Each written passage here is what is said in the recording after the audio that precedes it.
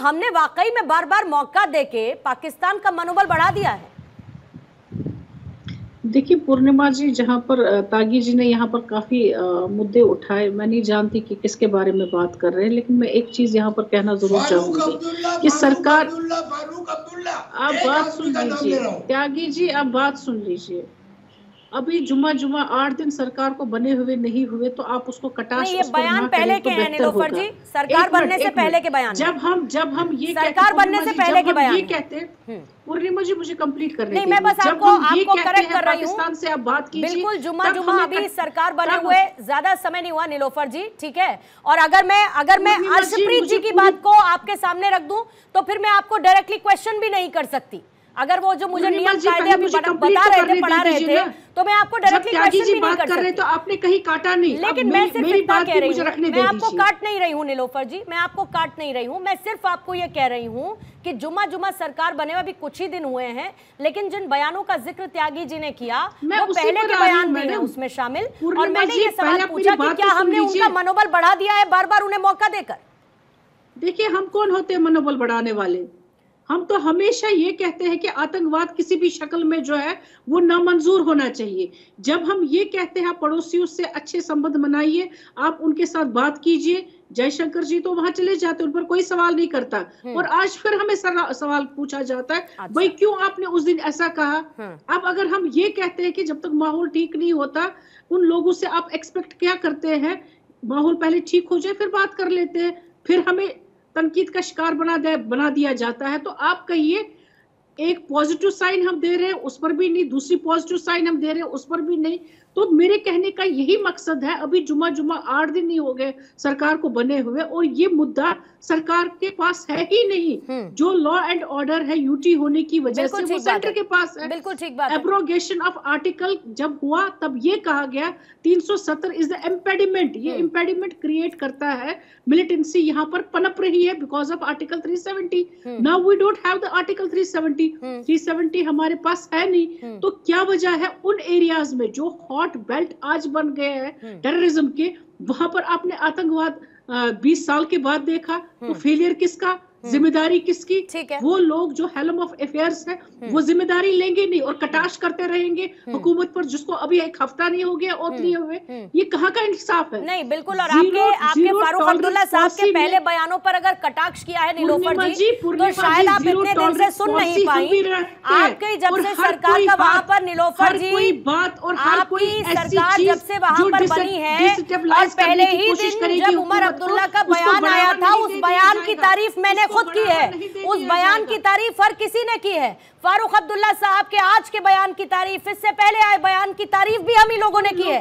लेकिन जहां पर सवाल उठाने की जरूरत है वहां पर सवाल भी तो उठाना पड़ेगा।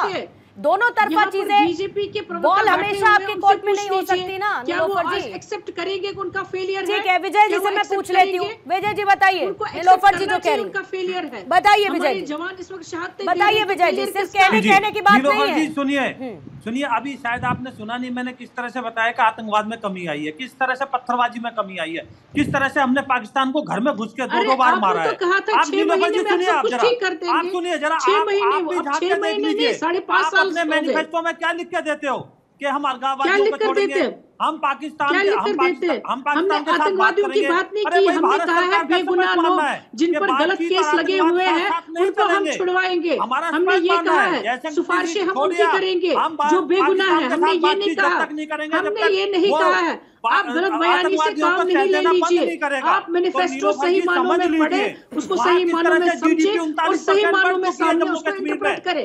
आपके इंटरप्रिटेशन के हिसाब से, आपके इंटरप्रिटेशन के हिसाब से चीजें नहीं चलेंगी। आप अपने हिसाब से इंटरप्रेट कर रहे हैं, आप उसका रिवीजन अच्छी तरह से कर लीजिए। जम्मू कश्मीर के लोगों की जीत है वो, तो आपके जो है जिनके कोई भी हाथ जो जिनके साथ करने की कोशिश करेगा उसको रोकने की पूरी कोशिश की जाएगी। सुनिए विजय जी, एक सेकंड सुनिए, क्या किया आपने से इतर आ जाइए कि जो हो रहा है अभी भी दोनों को बात करनी पड़ेगी ना।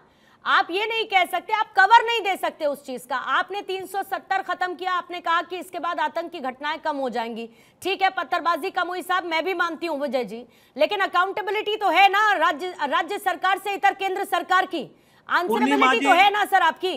आप ये क्यों नहीं कहते कि इसको लेकर नई स्ट्रैटेजी बनानी पड़ेगी, शुरू से इस पर काम करना पड़ेगा, ये मेक श्योर करना पड़ेगा कि जो रवैया पाकिस्तान या आतंकियों का पहले से रहा वो अब नहीं रहे, और इसको लेकर हमारी सरकार को नए सिरे से काम करना पड़ेगा। पूर्णिमा जी देखिए, बॉर्डर के ऊपर हमने इस तरह के उपकरण लगा दिए कि वहां मुझे सब पता है विजय जी, सुनिए मेरी बात सर, मैं इन सब में नहीं जा रही हूँ, बाय बुक्स की बात नहीं कर रही हूँ मैं, मुझे भी पता है आपने क्या किया। आप कहें तो मैं आपको लिस्ट भेज दूं कि बॉर्डर पर आपने कितना उसको अत्याधुनिक बना दिया है, मैं आपको लिस्ट भेज देती हूँ सर, मुझे सब पता है। आतंकी घटनाएं हो रही है ना, आतंकी घटनाएं पहले भी हो रही थी इनकी सरकार बनने से पहले, आतंकी घटनाएं उसके बाद भी हो रही हैं। देखिए, आतंकवादी घटनाओं में कमी भी आई है और हम प्रयासरत भी हैं और हम इसका फन कुचल कर रहेंगे आतंकवाद का। कैसे कैसे पाकिस्तान का फन आप कैसे कुचलेंगे बताइए? जिस तरह से हम कड़े कदम उठा रहे हैं, अभी हमने ड्रोन तकनीक का उपयोग किया, ड्रोन तकनीक का उपयोग करके किस तरह से आतंकवादियों को मारा था हमने, तो इसी तरह से हम अभी आप देखिए किस तरह से हमारे जो वहाँ विकास किए, जो वहाँ के अंडरग्राउंड थे, जो वह सिंपैथी रखते थे, उन युवाओं को हम रोजगार दे रहे हैं। वहाँ अलगाववाद की जो सोच थी उसको तोड़ने का काम कर रहे हैं, जो यहाँ से विजय जी मैं ये मानती हूँ कि चुनौती बड़ी है, और मैं फिर कह रही हूँ, मैं बाय बुक्स जाने की बात ही नहीं कर रही हूँ, जो आप कह रहे हैं वो सबको पता है, लेकिन साथ साथ आप ये भी तो समझिए कि पूरा का पूरा आप पूरा रीजन चेंज कर चुके हैं। ये आतंकी वहां तक घुसने की कोशिश कर रहे हैं जहां पर पहले आतंकी घटनाएं नहीं होती थी। पूर्णिमा जी, जब जोत बुझती है ना तो थोड़ा सा वो होती है, तो ये जो बौखलाहट है ना पाकिस्तान की, वो आखिरी सांसें गिन रही है, आतंकवाद की आखिरी सांसें। ठीक है अर्शप्रीत, आपको लगता है कि नई सरकार का वहां गठन हो गया, राज्य सरकार वहां पर आ गई है, आपको लगता है कि इससे भी कहीं ना कहीं पाकिस्तान तिलमिलाया सा है, क्योंकि उसको ये लग तो नहीं रहा था कि इतनी शांतिपूर्वक वहां पर चुनाव होंगे और वहां लोगों को राज्य सरकार अपनी मिल जाएगी?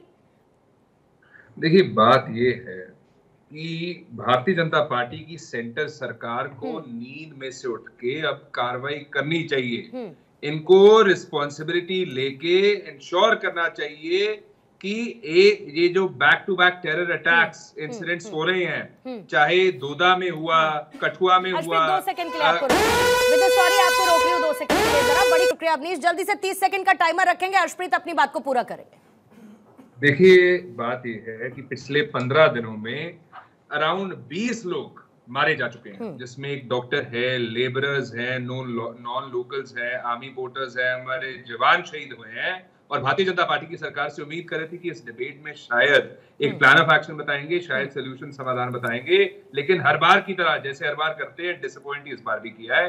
मैं सवाल ये पूछना चाहता हूँ कि ये तो आपके इंसिडेंट्स हैं, पुलवामा जो हुआ था जिसमें 40 सीआरपीएफ जवान शहीद हुए थे, उसके पीछे जो गुनाहगार थे, मुलजिम थे, क्या सारे पकड़े जा चुके हैं? उसके पीछे जो साजिश थी क्या एक्सपोज हो चुकी है? और जो फॉर्मर गवर्नर सत्यपाल मलिक साहब ने कहा था कि अगर जहाज दे दिए होते तो शायद आज वो जिंदा होते, लेकिन जब वो सच बोल रहे थे तो सरकार ने कहा चुप कर दीजिए। जल्दी से सौरभ दुबे जी आपके लिए, और फिर टीपी त्यागी जी को भी मैं 30 सेकंड दूंगी जल्दी से, और उसके बाद डिबेट को वाइंड अप करेंगे। ठीक है, जल्दी से सौरभ। देखिए, अब चूंकि पाकिस्तान के पैनलिस्ट नहीं है, इसलिए मैं अंदरूनी जो बातें वो कर सकते हैं। तो इसमें देखिए, निश्चित रूप से जब प्रधानमंत्री पद के दावेदार प्रधानमंत्री पद के दावेदार थे नरेंद्र मोदी जी, तब उन्होंने 2013 में एक बयान दिया था कि दिक्कत जो है वो दिल्ली में है, कश्मीर में नहीं। और उन्होंने अगर ये बयान दिया तो उसके बाद सरकार बनने के बाद गृह मंत्री अमित शाह जी ने और नरेंद्र मोदी जी ने ये ताकत दिखाई 370 हटा करके कि या केंद्र सरकार तैयार है कश्मीर की समस्या दूर करने के लिए, बशर्ते वहां पर राज्य सरकार को सहयोग करना ही पड़ेगा। ठीक है, त्यागी जी जल्दी से 30 सेकंड एक आपका क्लोजिंग कमेंट है।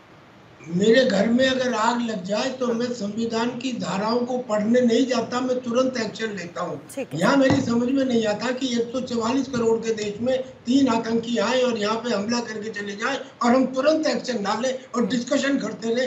आज हमारे पास स्टैंड ऑफ कैपेबिलिटी है, यानी कि अपाचे हेलीकॉप्टर है, राफेल है, हम अपनी जमीन पर रहते हुए उन लॉन्च पैड के ऊपर तुरंत हमला कर सकते हैं जहाँ से अटैक हुआ है, या सुबह में हम मुकाबला कर सकते हैं। ये हम क्यों नहीं कर रहे? दूसरी एक बात और बताना चाहता हूँ, जहाँ पे आधे हिंदुस्तान की आर्मी कश्मीर में है, वहाँ का गवर्नर एक सिविलियन है। क्यों भाई? उसको 24 घंटे एक बंकर में रहने का, रात बिताने का तजुर्बा नहीं है। वहाँ पे एक फौजी गवर्नर होना चाहिए। और लास्ट बात, कुल मिलाकर अप्रोच को और मजबूत और कठोर करने की जरूरत है ताकि पाकिस्तान को जवाब दिया जा सके, एंड इट्स हाई टाइम।